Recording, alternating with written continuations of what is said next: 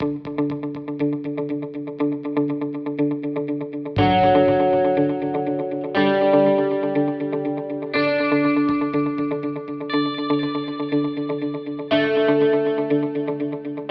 My dear student. तो last lecture में हमने डिस्कस किया था कूलाम का नियम, और उसी के अब थोड़ा सा आगे अपन कंटिन्यू करते हैं कि स्थिर आवेशों के मध्य जो कूलाम का बल लगता है, कि मान लीजिए दो आवेश हमारे पास Q1 एंड Q2 हैं, और उन दोनों के बीच में जो फॉर्मूला कूलाम बल का F है वो हमने डिस्कस किया कि F इज इक्वल्स टू होता है K Q1 Q2 by R square. अब यहाँ पर फिर हमने बात की थी K की, कि K जो है वो यहाँ पर कांस्टेंट है और K है वो डिपेंड करता है माध्यम पर, मीडियम पर। और उस सिचुएशन में अगर मान लीजिए हमारे पास निर्वात है, माध्यम है वो निर्वात है, वैक्यूम है, तो उस केस में K इज इक्वल्स टू हो जाता है 1/4 पाई एप्सिलॉन नॉट। K की वैल्यू है वो 1/4 पाई एप्सिलॉन नॉट। अब एप्सिलॉन नॉट को हम बोलते हैं निर्वात की विद्युतशीलता। तो निर्वात में हमें K की जगह ये लिखना है, और अगर कोई दूसरा माध्यम हमारे पास है, तो दूसरा माध्यम हमारे पास है, तो उस सिचुएशन में K की जगह हम क्या लिखेंगे 1/4 पाई epsilon naught epsilon R। Epsilon R को उस माध्यम का क्या बोलते हैं अपने, परावैद्युतांक। अब इसकी डेफिनेशन मैंने आपको बताई थी कि परावैद्युतांक जो होता है एप्सिलॉन R जो होता है डाइलेक्ट्रिक कांस्टेंट, ये होता है एप्सिलॉन अपॉन एप्सिलॉन 0। ये क्या हो गया, माध्यम की विद्युतशीलता, ये किसकी है, निर्वात की विद्युतशीलता, और दोनों के अनुपात को हम क्या कहते हैं, परावैद्युतांक कहते हैं। Then epsilon R is equals to हो गया एप्सिलॉन अपॉन एप्सिलॉन 0। अब इसके बाद अपन नेक्स्ट बात करते हैं कूलाम बल पर माध्यम के प्रभाव की। तो नेक्स्ट अपन ले रहे हैं कि कूलाम बल है वो किस तरीके से माध्यम पर निर्भर करता है। तो नेक्स्ट कूलाम बल पर माध्यम का प्रभाव, माध्यम का प्रभाव।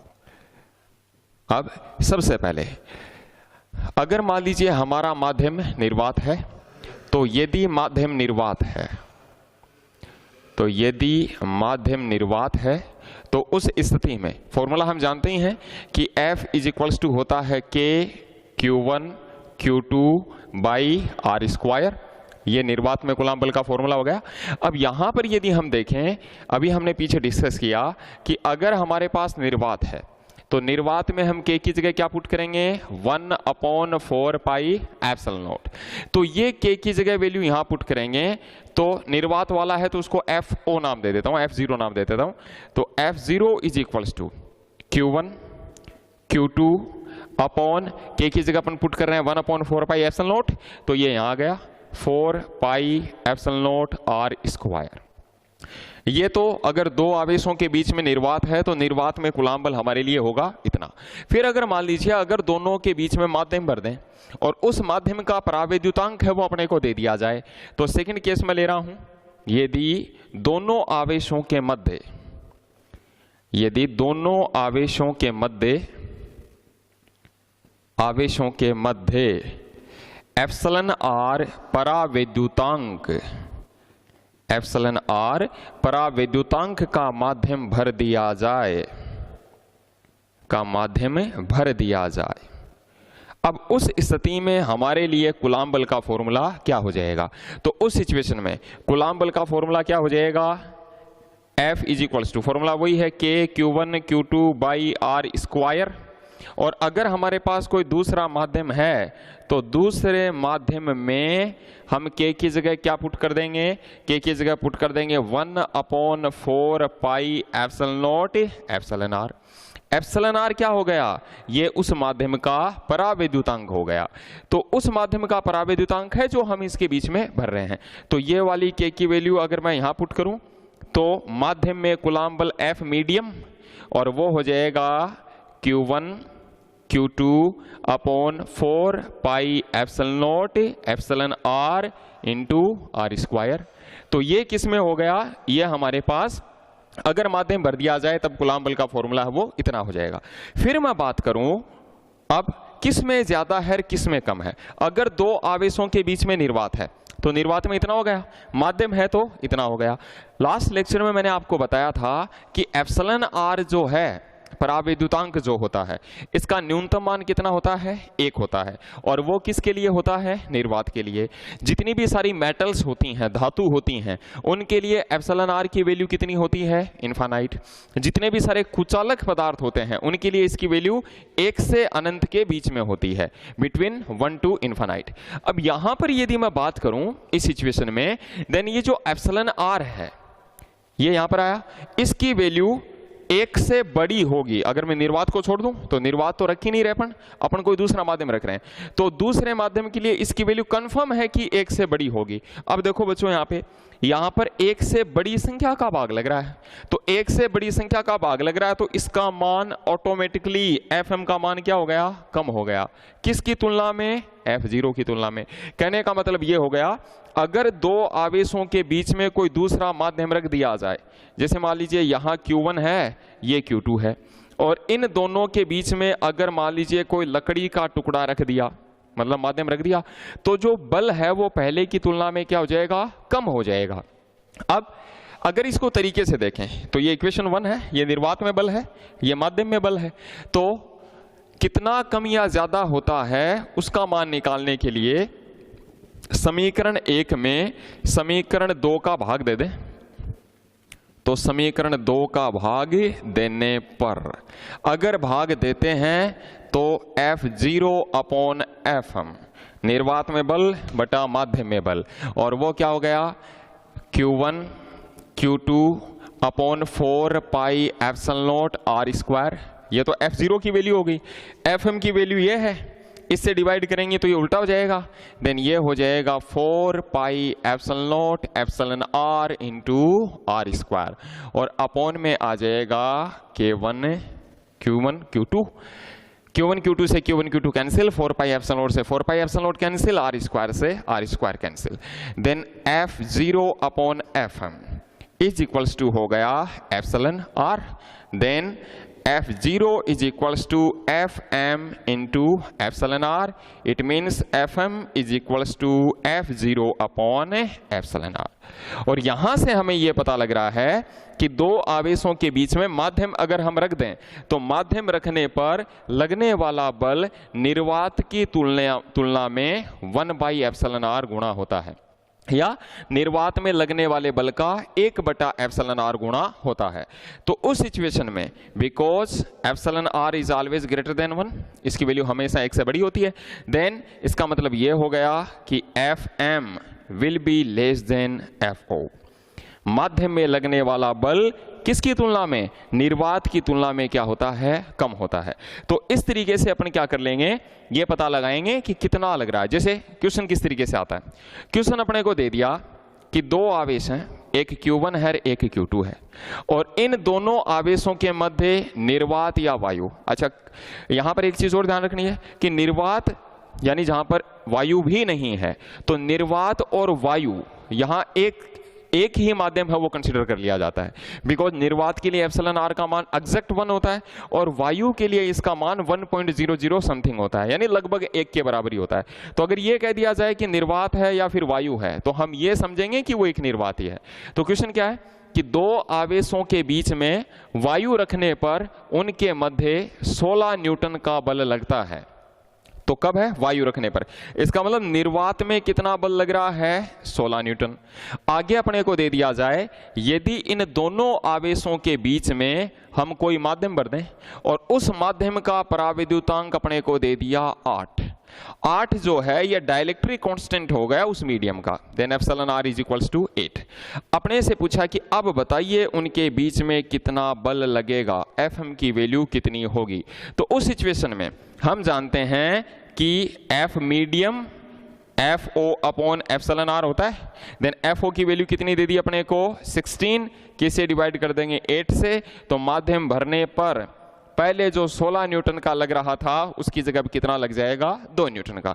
तो इस तरीके से जो कूलाम बल है, दो आवेशों के बीच लगने वाला बल है, वो माध्यम पर डिपेंड करता है। तो यहां पर एक चीज अपने को ध्यान रखनी है कि दो आवेशों के बीच में यदि निर्वात है तब बल सबसे ज्यादा लगता है, और अगर निर्वात के अलावा कोई दूसरा माध्यम वहां पर भर दिया जाए तो फिर कूलाम बल का मान कम हो जाता है।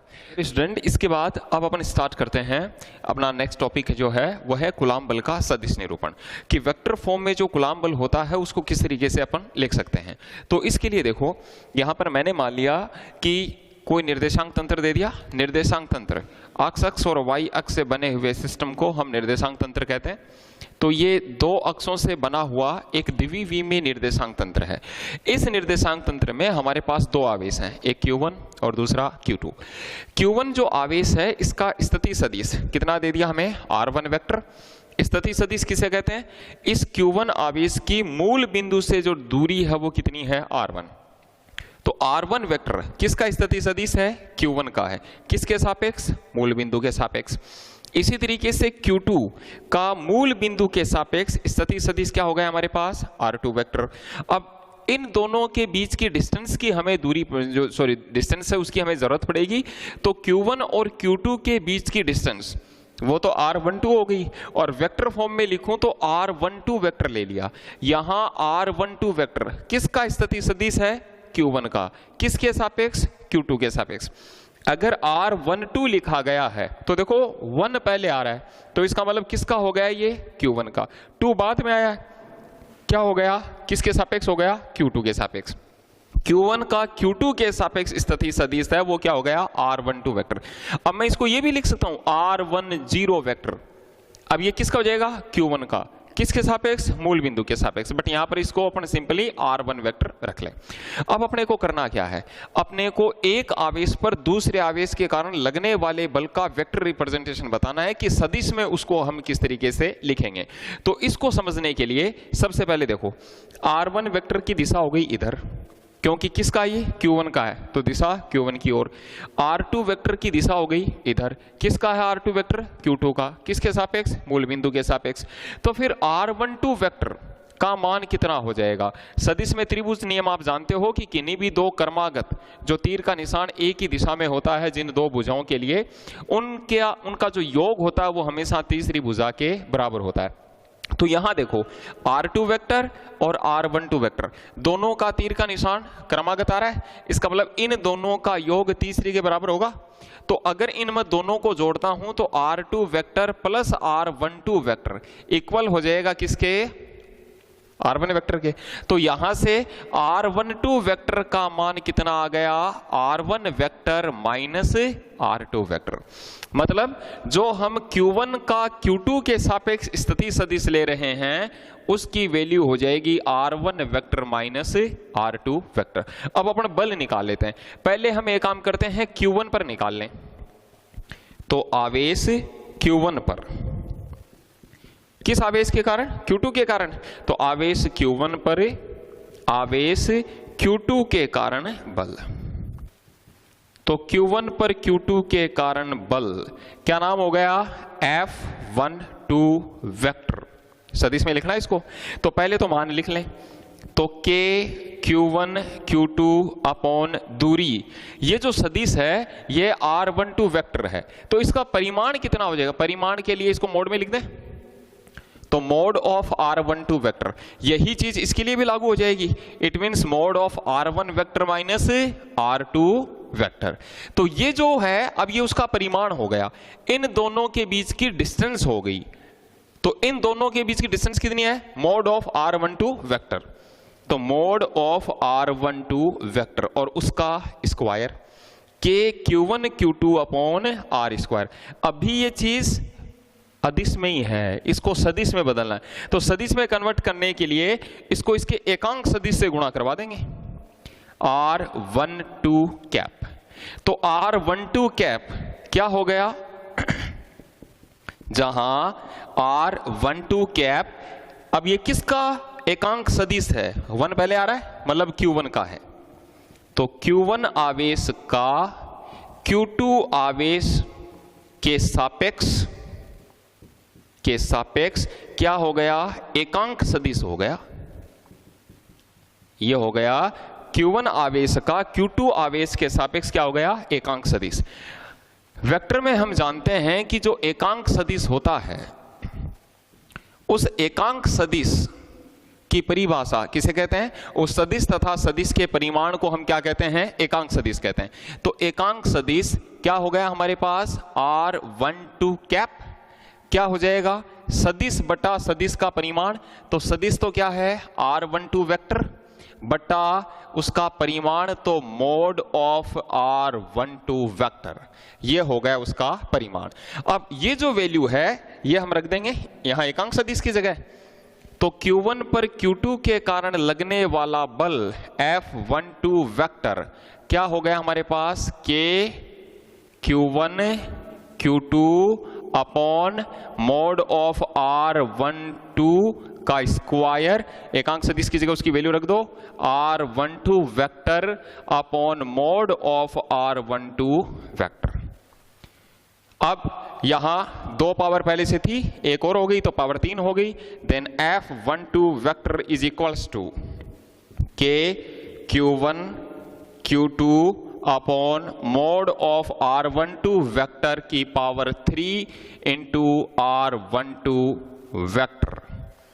अब R12 वेक्टर ये था Q1 का Q2 के सापेक्ष स्थिति सदिश, इसकी वैल्यू हमने देख ली थी, ये थी R1 vector minus R2 vector. तो ये वाली वैल्यू अपनी इसकी जगह पुट कर देंगे।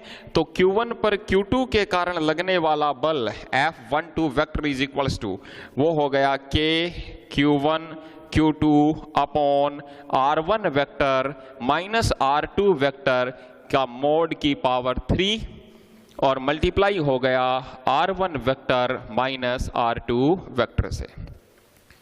ये दो आवेशों के बीच लगने वाले स्थिर विद्युत बल का सदिश निरूपण हो गया।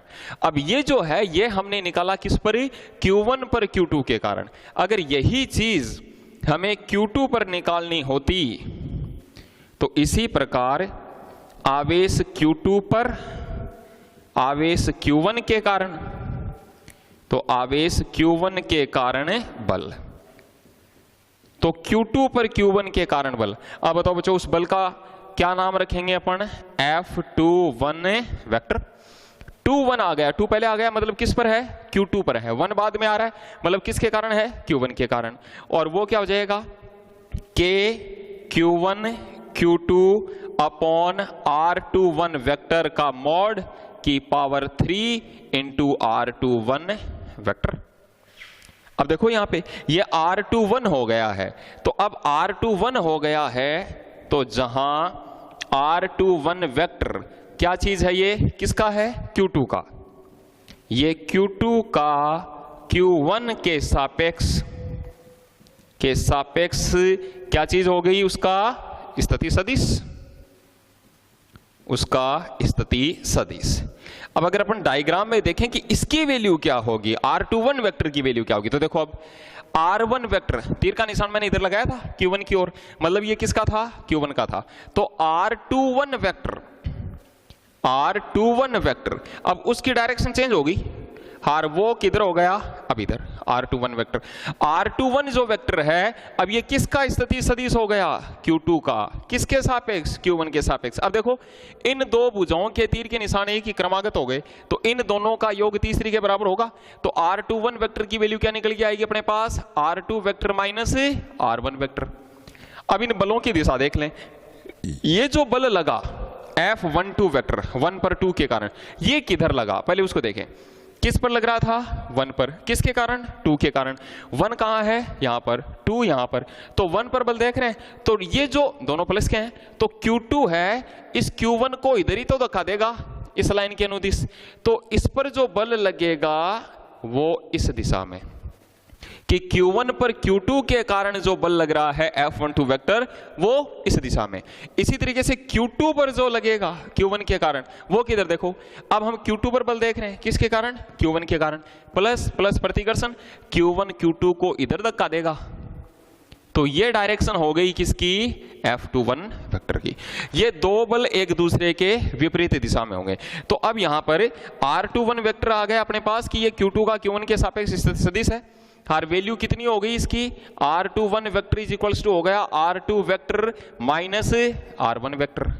तो यही वैल्यू मैं यहां पुट करूंगा तो Q2 पर Q1 के कारण लगने वाला बल वेक्टर में K Q1 Q2 upon R2 vector minus R1 vector का मोड यानी उसका परिमाण, उसकी power 3 into R2 vector minus R1 vector.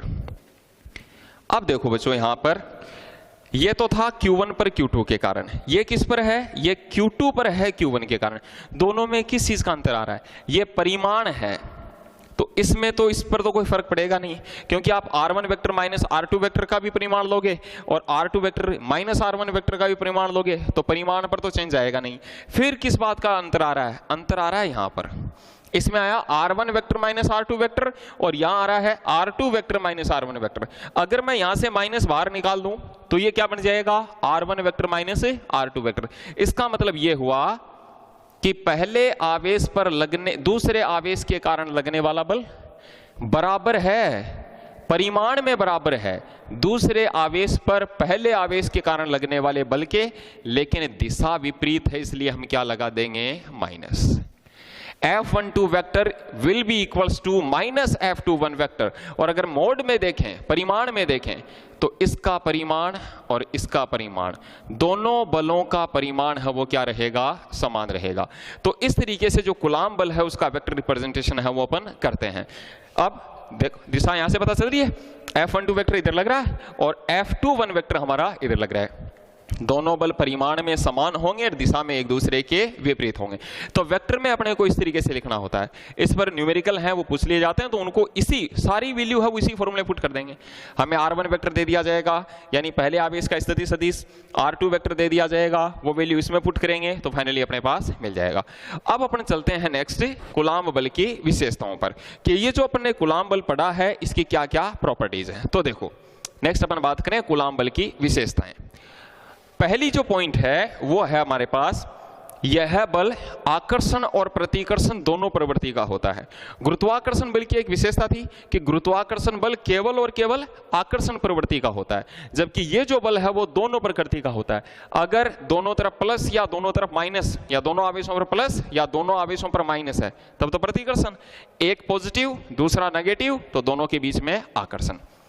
यह बल केवल स्थिर और बिंदुवत आवेशों के लिए लागू होता है। यह मैंने स्टार्टिंग में आपको बता दिया था कि आवेश दोनों बिंदुवत यानी बहुत छोटे भाग में केंद्रित होने चाहिए और स्थिर होने चाहिए। अब प्रश्न आता है कि गतिशील के लिए क्यों लागू नहीं हो सकता, क्योंकि गतिशील आवेश विद्युत क्षेत्र के साथ चुंबकीय क्षेत्र भी उत्पन्न करता है तो वहां पर कूलाम नियम लागू नहीं होता है। तो क्योंकि गतिशील आवेश चुंबकीय क्षेत्र भी उत्पन्न करता है। तीसरा पॉइंट जो अपन डिस्कस करें कि ये एक केंद्रीय बल है।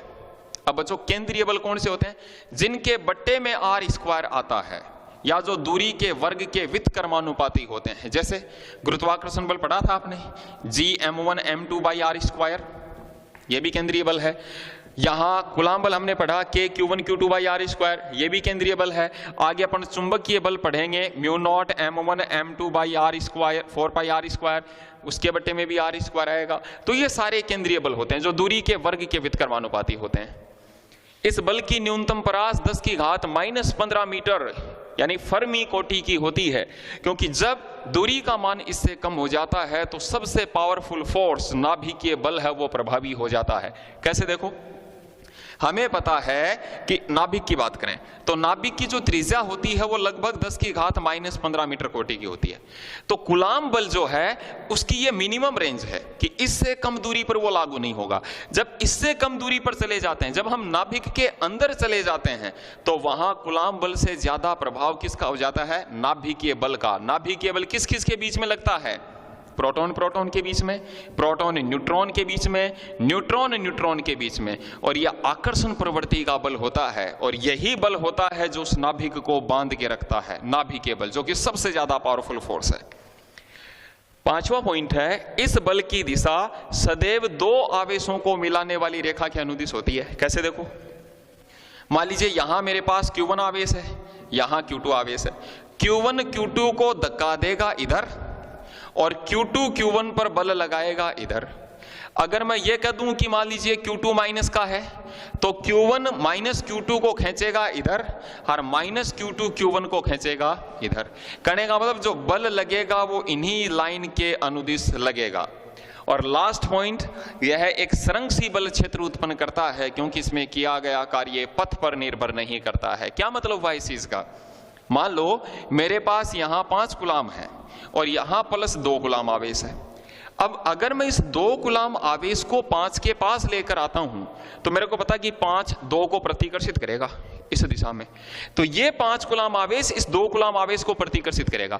तो अगर इसको हमें पास में लाना है तो हमें कार्य करना पड़ेगा, यानी उस प्रतिकर्षण बल के विरुद्ध कार्य करना पड़ेगा।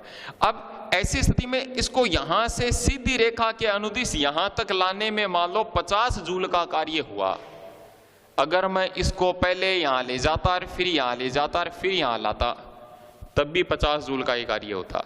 अगर मैं इस 2 कूलाम को इस वाले पथ के अनुदिश यहां तक लाता तो भी 50 जूल का ही कार्य होता, और अगर इसको घुमा के इधर से लाता तो भी 50 जूल का ही कार्य होता।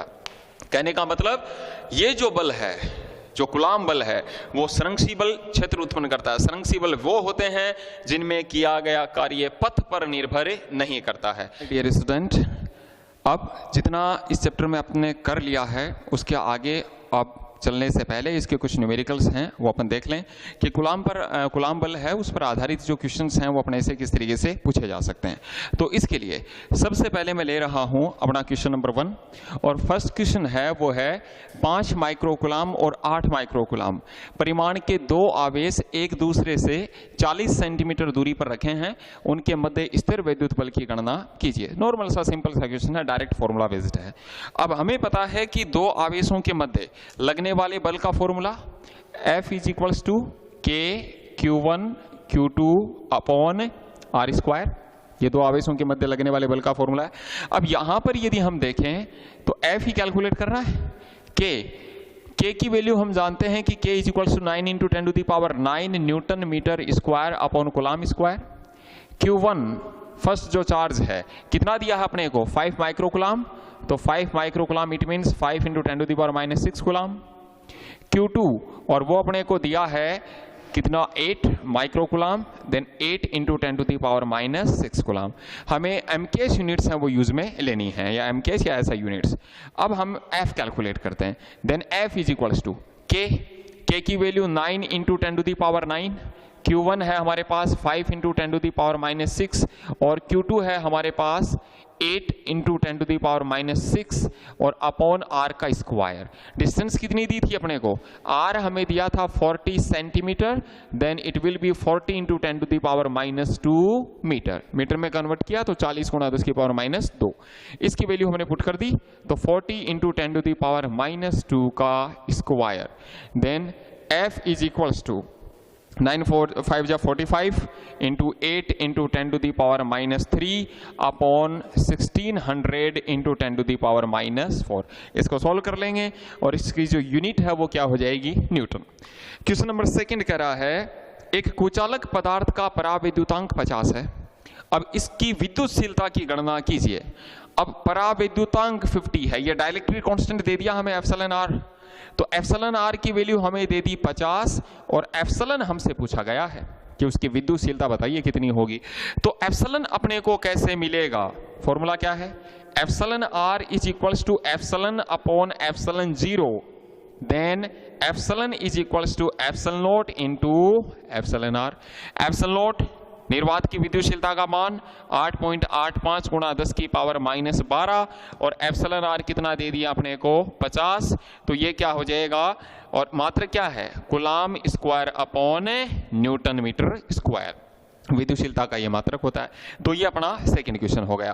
थर्ड क्वेश्चन है हमारे पास कि 2 इलेक्ट्रॉन 2 एंगस्ट्रम त्रिज्या के एक वर्ताकार पथ पर परिक्रमण कर रहे हैं, उनके मध्य स्थिर विद्युत बल की गणना उस समय कीजिए जब वो एक दूसरे से अधिकतम दूरी पर होते हैं।